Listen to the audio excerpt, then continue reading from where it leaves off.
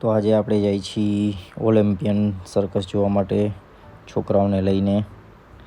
તો આપણે સર્કસના ગેટે પહોંચી ગયા છીએ. આપણે ટિકિટ લઈને હવે અંદર જઈએ.